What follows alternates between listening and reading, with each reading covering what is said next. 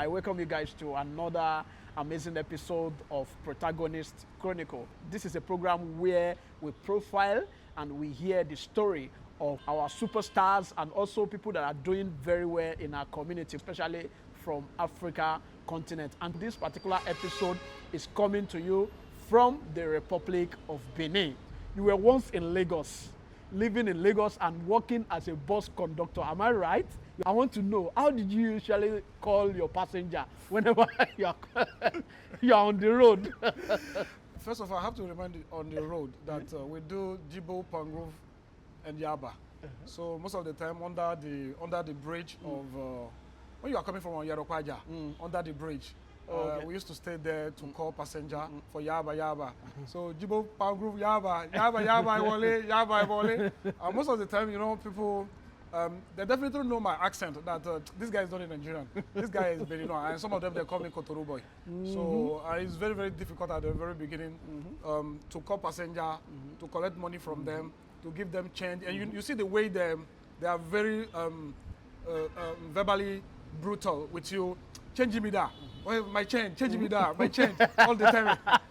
Oh boy, give me change. He's no longer a bus conductor. He is now the CEO of Hydrokeke, one of the leading expert and tourist ambassador in Benin Republic. Can you introduce yourself properly as CEO, not as conductor? I'm James Nyasunu, born and bred in Benin Republic, founder and CEO and innovator of Hydrokeke, Hydro for water and Keke for Keke. I really want to know you. What took you to Nigeria? When I was 8, my parents, they divorced, and I have to choose my side. But you know, definitely male, they always want to impose themselves, so I follow my dad. My late brother was a dumper driver at that time. When we have holidays, I don't want to stay at home, be watching cartoon, because definitely we don't even have TV. We don't even have TV. So it's so annoying when you are in holiday, being there, doing nothing. So I decided to join my brother over there. But him, you know, he left school very early when we were in GS2, equivalent of GS2 in Francophone system. And when I joined him, I saw that life there was very, very different. It was so sharp to make cool money in Nigeria. I love the fact that you'll be getting there in hand sharply. When we started that job, I told my brother, I say, please, I don't want to stay here, be watching TV and going for some errand for you. I want to do something differently. He said, okay, do you know the different bus stop? I said, yes. How do you know them? I always follow you 3 times or 2 times a week, and I see the way guys are doing, I can do conductor for you. He said, no, you cannot do this thing. Let us test. So I'll give you a chance to test. He gave me the chance to test, and the very first day was very, very difficult. Running after the bus is another challenge. Knowing the amounts, because you know, what is very funny and very, very smart in Nigeria is they don't have one amount. From Hydrokeke to Yaba, the price is not this. It's not the same price like in Benin Republic. We don't have a fixed price. Yes, when you are going to Hydrokeke here, you know that from here to Hydrokeke is maybe 300 francs CFA. But in Naira, early in the morning, around 4 a.m. when we left, the price is different. The price is different from 12 when there's crowd. You just double the price. So that is what is the first thing that really shocked me in Nigeria. That's my first shock. Wow. My brother told me it's 200 Naira in the morning. And he said, no, it's 300. You see crowds are there. So when you drop on that bridge, all of them, yeah, yaba, and the crowd will come. 300 yo, 300 yo,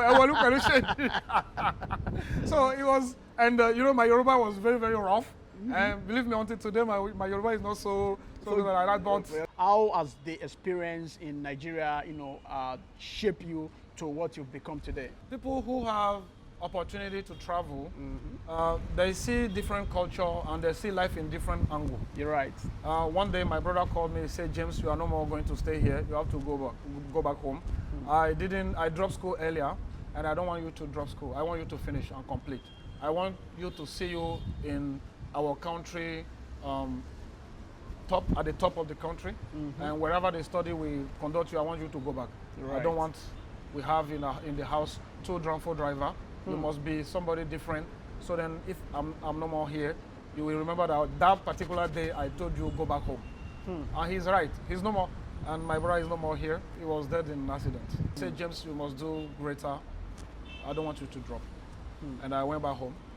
I started schooling again, been to different exams, getting my bachelor degree, my master degree, and currently I'm running for my PhD.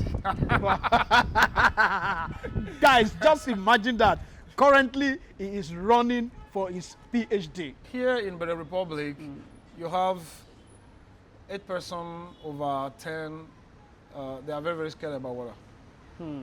They are scared, and also people believe that water holds some deities like Mami Water. Wow, so there's a traditional belief attached to water here in Benin Highly Republic. attached. Wow. And all those people I call guru, all these celestial guru, imam guru, they will tell people never go close to water all the time. And I say, okay, what is the reason why people will not go and see the economical aspect, the funny aspect of the things? And another thing is that we have water here. You're right. About more than 80,000 kilometers squares in Benin Republic, mainly in the south of Benin. Yeah. So how do we project, how do we use this water power to draw, to make people have fun and for economical potential too?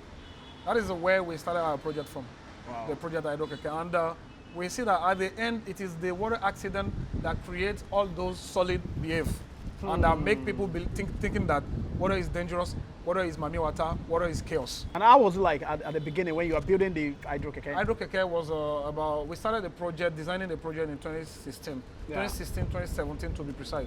2017, the first design came out.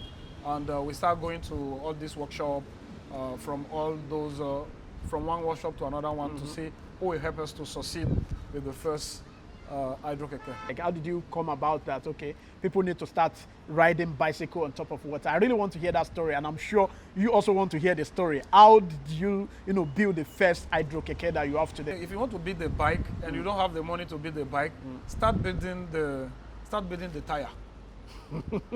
That's and funny. after the tire, you do the wheel.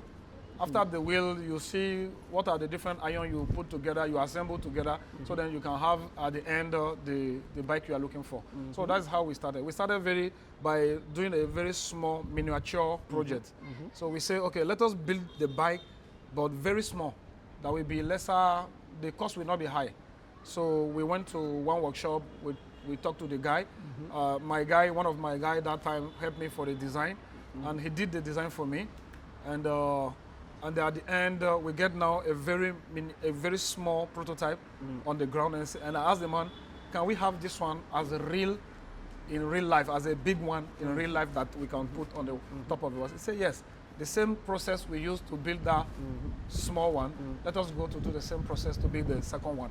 And it took a complete year before we finished, because sometimes my budget will come down. I will go to contribution, what we call a job. I will go to contribution, contribute money, and when my turn comes, I collect my part, I invest in the project, we go to the workshop again. When with the money finish, I go back to my business and my teaching field. I have also a part of teaching field. You're right. I used to go and teach English in secondary school, so then to get more money, to give the contribution back and invest the money in the Hydrokeke project. For a young entrepreneur that is just starting and listening to you now, how challenging was it for you, building your own company? Anglophone country like Nigeria changed my mindset. When I was in Lagos, after all these conductor things, I used to go to the pharmacy. Okay. And the guy has a lot of books, motivational books. So there's one book particular, I don't remember the title of the book, and I always go there to read. And it changed completely my mindset. It has never come a time when I was confronted to any difficulty to say, let me go back to salary. No, never. Because the man gave me the example of, in the book, the man gave example of about La Casera, how they started the project, about all these newspapers selling in traffic light in Lagos. You're right. Maryland and all those traffic light in Lagos. So the man gave me a lot of gist throughout the book. And when I went back here in Benin Republic, I know that, okay, I see my country differently and I see opportunities and things that we are not really doing. When you started building the Hydrokeke, was there a moment where you were just looking for money to get support and it's not coming and you're getting tired? I think I spent like 2 years when I dropped everything down and focused on teaching in one Roman Catholic school for a very long time, for like 2 years. But I keep contributing for the project. Anytime I collected my salary, I will keep a part for the project. I always tell my woman, that's why we should marry a partner, a life partner too. And I always tell her, I have a project. I take a pencil, I draw the project. This is what I'm going to do. And I don't know the intention behind, but this is what I want to focus on. There was a moment of 2 years, but I keep contributing. Even if the money is small, I keep contributing until before COVID. And I stopped, after COVID, I stopped contributing. How did you get people to visit your site? I started organizing very small activity in front of water, inviting people. And what is very difficult at the very beginning now, we don't have the script for marketing. We don't know how to conduct the marketing strategy. And there's nothing like water bike before. So you see the way people, their resentment at the very beginning. Right. So we need to find out, okay, what is the story, the narrative you are going to give people to attract them? So started writing the script, maybe looking around all over the world, who is doing exactly the same thing, and how do you grab that one, and you change it, and you put your local flavor on top of the marketing script. Right. That's the first challenge that we work on. Organizing a lot of small 2 days, 3 days events. The first time people, they have the canoe experience. I gave my visitors the canoe experience. Wow. And people don't believe, they say, we'll pay to have canoe experience. And we are Beninois. It was, how can we pay for that?